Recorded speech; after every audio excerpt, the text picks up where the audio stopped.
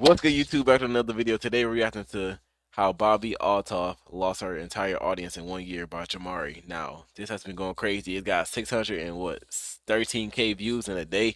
So with that being said, it's a long video. Make sure you get your snacks ready. We're going to react to this. I promise I'm not going to pause because I want to get this video over with, okay? I'm not going to pause, but I will commentate, okay? I'll try not to pause. Anyway, with that being said, make sure you like, subscribe, follow me on IG, @LilJT.ENT down below. Hey, man. Subscribe. We've been going crazy, man. I upload every day. I love y'all. Let's get to it, man. No cap. Alright, and like always, about to get right into it, man. No cap.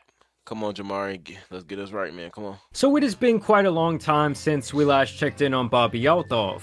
Around a year and a half ago, I actually declared her the biggest industry plant I had ever witnessed hit the podcast scene. Hi guys, welcome to the Really Good Podcast with your host Bobbi Althoff. Basically, this woman came out of nowhere and had some huge guests like Drake, Mark Cuban, and other celebrities on her show that she dubbed the Really Good Podcast. I think my mom named me after a lawyer, which always kind of like rubbed me the wrong way.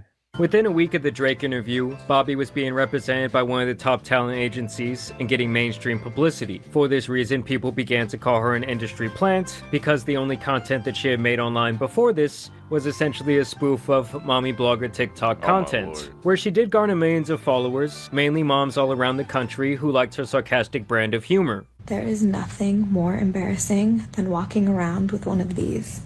Everyone knows how it got there. They know what you did. She claims that she parlayed this TikTok career. Oh, why is it like that? Knows how it got there. I know I said I wasn't gonna pause, but look at this. She claims that she parlayed this TikTok career into another career in podcasting after she offered her followers $300 if they could get a celebrity to come onto her podcast. There's like a finder's fee, right? You said if you can get a celebrity, I will pay you $300. Yeah. She says that this offer led to the episode with Funny Marco, which would in turn lead to her being in bed with Drake. You can picture her to be like the slightly more successful 𝙵𝚘𝚗 girl. To me, their careers actually draw a lot of parallels to each other, but one had to tell the world her methods for sucking dudes off before she got thrown into the belly of the industry matrix. You know, they both had that type of lightning in a bottle rise to fame that left onlookers saying, damn, this world is getting really f***ed up. But to be fair to Bobbi, she does seem a lot more intelligent than 𝙵𝚘𝚗. 𝙵𝚘𝚗.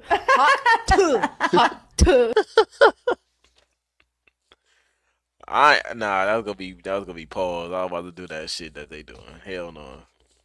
But then she then this the 𝙵𝚘𝚗 girl go ghost basically after some coin shit failed, some crypto shit. I don't know. That's what I heard. More intelligent than 𝙵𝚘𝚗. 𝙵𝚘𝚗. Say it aggressive, like really.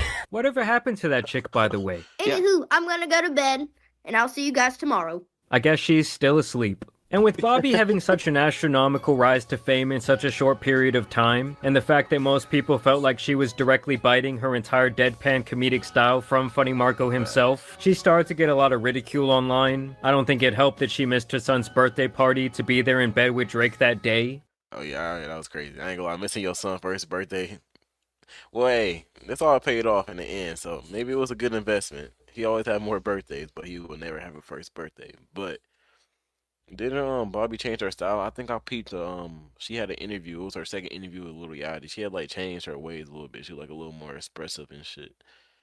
I don't know. I could be wrong, but all right. Let me stop pausing. I said because I hate people who pause. You know, I flew all the way here you did. I really do appreciate on my that. daughter's first birthday. I wasn't gonna bring that up. Mm-hmm. You missed your daughter's first birthday for To be here.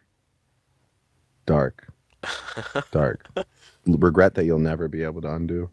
Yeah. Horrible parenting. Something people thought was a joke at first, as it was her brand to be dry and sarcastic, but now it's been revealed that she was being totally serious. The other thing was, when she was doing these interviews, she would constantly be making passes at these men, asking them if they would sleep with her, or if she was their type.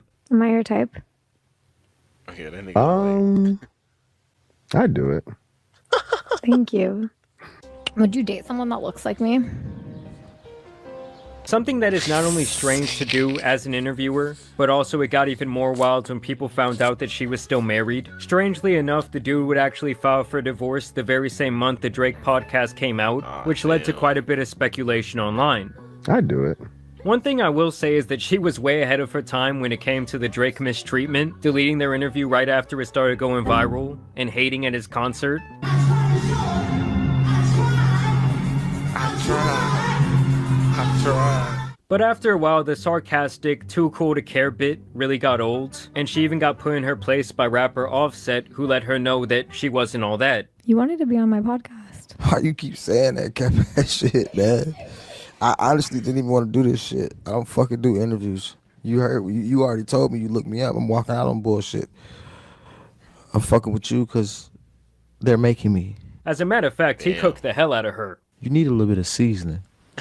You ain't got no seasoning, man. You like a plain piece of chicken just on the thing. You pull it off, and then you serve the dish. You need some motherfucking seasoning, man. You can leave now. This is my hotel. I paid for this motherfucker. You can leave now. And then she changed up her whole look, and she went on a show with Keke Palmer, and right there she got accused of being an industry plant right to her face. I know. You're not an industry plant, right? I am, but... You do feel kind of planty. We do have the same manager, so is this I know, isn't isn't that crazy? It feels a bit planty. This is definitely You got here in 5 minutes. It took me 20 years. Hey, it has been a minute. What I think industry plant is, it's like somebody that has been like, that is tied to someone else in the industry and uses those connections to capitalize, and they like have zero talent. Oh, damn. She said she ain't got no talent then? Damn. Why she on her ass? Look how she looking. Look how she looking. Damn. My bad if this shit keep muffling. It's because of my hair, but she just told her to her face that she ain't got no talent.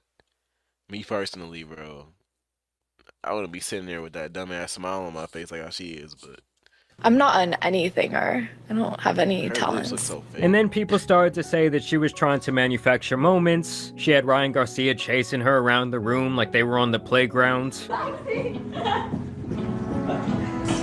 Bro, you run fast, bro. He would later tweet out that they had this intimate situation after that was recorded, and she continued with this reputation that she was kind of being bounced around the industry. You got some close-up? I like to read people's messages, not get room tours. Let me read your messages. No. I don't like I'll let you read one message if you let me read one message. I delete all of my messages. Are you cleaning? I do. You don't? You keep your messages? I delete my messages? Yeah, do you keep yours? People that delete their messages are cheaters. I'm not a liar or a cheater. I hate lies. People who delete their messages are cheaters.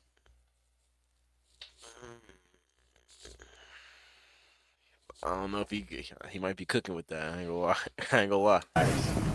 And I feel like relevancy-wise, she kind of just came and went, and honestly, 𝙵𝚘𝚝 kind of took her spot online. Nowadays, Bobbi's channel and TikTok are mainly inactive, and the last couple of podcasts only garnered a small percentage of what she was averaging only a year ago. And I actually put myself through absolute agony by watching over an hour of Bobbi being interviewed by Forbes and Wired magazine. Bobbi Althoff, the deadpan podcast host America can't get enough of. Wow, a whopping 10K views. America just can't get enough. Obviously, her publicist got her this opportunity, as a lot of celebrities and online talent alike do this type of thing, so they can still try and seem relevant to their sponsors and other people kind of pouring money into their careers. And before we get into all the out of touch things she said during these interviews, I did want to tell you guys about today's video sponsor. Some of you already know my coworkers Lola and Delilah, who frequently make cameos in the back of my videos. Both were actually rescued off the streets of San Antonio and Eagle Pass before I adopted them. Needless to say, these dogs are family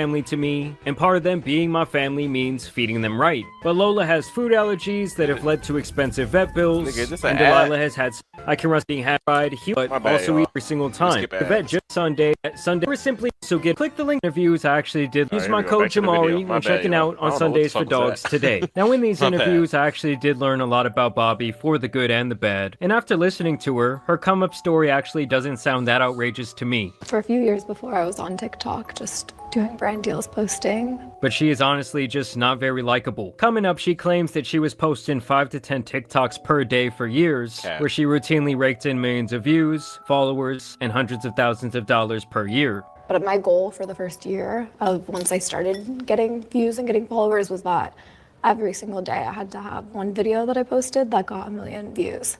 So I would keep trying and trying and trying. Now, using the Wayback Machine, I can see that her numbers do pretty much align with her story, but I do still think that after the Drake podcast, they really tried to make her this big thing, and it just kind of burnt out and then fell flat on its face for the same reason that industry plants in the music sector never stay hot, because the fans they garner are so incredibly generic and fickle that they would just move on to the next trend like nothing. And one thing I did find very interesting in these interviews was the insistence that she has always been driven by wanting to be famous. I've always wanted to act or have some type of leg in Hollywood, kind of. So I felt, my family always says that if anybody in our family was going to end up where I ended up, it would be me, because I was the most driven towards that. And even more by wanting to be rich. How'd you become an influencer or creator? Just wanting to make money. She even says that the only reason she did podcasting and TikTok in the first place was because she saw how much money other people made doing it and got motivated. Mentally decided that she made like at least $300 a year on her podcast alone, and I was like, that's what I need to do now. Is that not everybody though who started up content creating? Me, I ain't gonna lie, I started up content creating based off the love of it for real. Like, and plus it gave me something to do. It don't keep me in the streets. Like, it don't keep me like just wrapped up in a house all day. Like, at least I'm being productive and doing something, like, or trying to build my brand up. But I don't know, is majority of content creators money hungry, you think?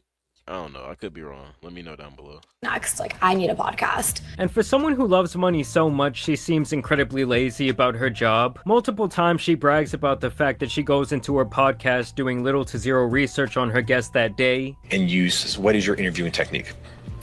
Just no research, show up, and ask questions. I was researching how he interviews people, and I was like, oh God, this is a lot of work. Let me just go in there and know nothing. It's a lot of work. It's so much work. And keep in mind, she's doing this in the face of two career journalists who do not look very amused. Is the notebook just for show? Because you kind of have it open and then paper on top of it. This is just my method. It's okay. This is my method. I'm a journalist, so I have my method. I was making around like 250 to 300 a year. 1,000. Yeah. From brand deals on TikTok. Wow. And 250 is great and all. Bro. My bad, y'all. I'm getting a phone call right now. Hold on, my bad.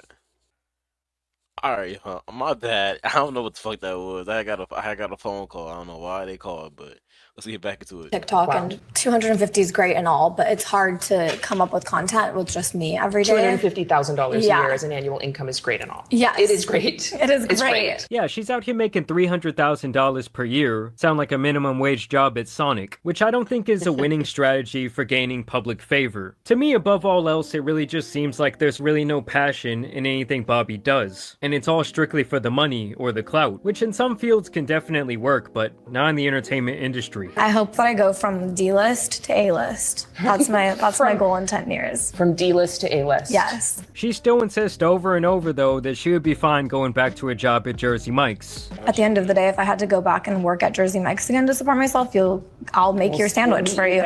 Yeah, I'm calling absolute bullshit on that, okay? She wasn't even cool with 300,000. And during these interviews, both of the interviewers indirectly question her rise to fame and make allusions to the idea that someone in the background pulls a lot of strings for her. What do you think is your appeal? Why do you think you became a thing? I'm not sure. I don't know. I don't know.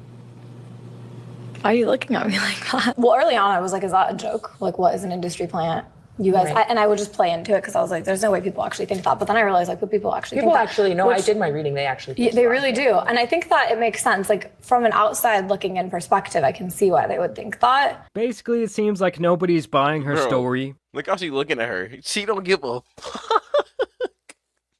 I ain't gonna lie. If I ever did an interview with somebody looking at me like this, I would be scared. But I'd be like, bro, like, smile or something. And at one point, she even cries over the hate that she receives online. Sometimes it's just constructive criticism. It can be a little mean, but yeah, it doesn't bother me too much. Other than that, when it comes to Bobbi, there were these pictures of men carrying her out of the club. Someone put together that she was allegedly dating this NFL player based on one of her posts, and then she got totally embarrassed when this dude did not want to claim her like that, denying the allegations on Twitter after they caught his ass in 4K. I mean, truly, there's nothing much worse than when you think you were in a full-blown relationship. Nigga talking about that's not me. Nigga got caught in 4K cheese and talking about that's not me. Relationship with someone, and it turns out they were hiding your ass the whole time or really don't want anything to do with you like that publicly. And so now she's been on TikTok crying. Just like hard to imagine finding someone who is truly good for you. It's hard to imagine there's a world where there's like someone who's actually meant for you. I mean, talk about a turn of events. She was online talking about it's time for her hoe phase. So what you doing for these 2 years? You gonna be a hoe? I have to do a hoe? Yeah. Maybe. Maybe I will. Oh no, you said you married young and you have your 2 kids already and you're divorced. Isn't that what divorced people do after that? Just sleep around Alright. and have fun. And now she's recording herself tearing up on camera. And I got lonely. Met a guy around Thanksgiving. And I think things moved really fast. I don't know. I thought it was fucking fate. Clearly it wasn't. It was really sweet. It raised the bar for me, which sometimes sucks because then it's like, fuck. I didn't want the bar to be raised at all. Dating is just hard, you guys. Like, I'm here to tell you right now, we don't care. Let me tell you. Facts though.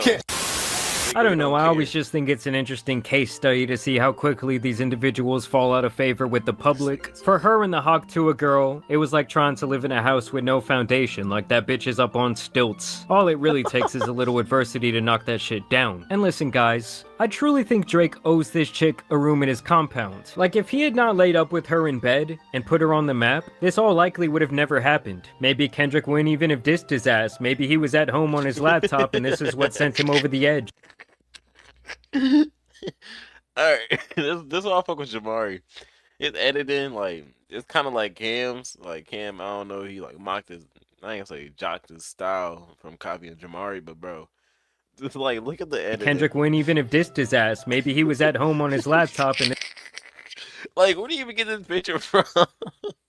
This is what sent him over the edge. He knew at this moment that Drake was not like him. In all seriousness though, Bobbi seems alright, but as far as her maintaining a career online, I just don't really see the longevity here, given her motivations are all wrapped up in clout, material possessions, and greed. Not to even mention the fact that it seems like she couldn't really give a damn about her podcast or producing it in a better way. But I want to know what you guys think about this latest Bobbi Althoff update down below. I also want to thank Sundays for Dogs for sponsoring today's video once again, but as you guys know, it's been your boy the Tan Superman, and some other industry plants out here need to be covered, so I'm out. Oh, damn. Peace. How'd you become an influencer or creator? Just wanting to make money. Bro, JAMARI went crazy with this video. Hey, how do you think, like, if you was as big as Bobbi Althoff or like any other creator, like how you see how he got Drake up here, how would y'all feel if y'all seen this shit, right? Even Asian reacted to it. But how would y'all feel like if you were that person, like getting talked about in a whole video breaking down why like you fell off or some shit? I ain't gonna lie, I'd be hurt. She probably hurting right now, but fuck it. Hey, game's the game. Hey, make sure you like, subscribe, follow me on IG at LilJitty.ent down below. Hey, I love y'all. Keep running with it, man. I drop every fucking day. I upload every day. Y'all can go check the history. I upload every day. So please subscribe. I love y'all. Stay safe. Stay blessed. Gang.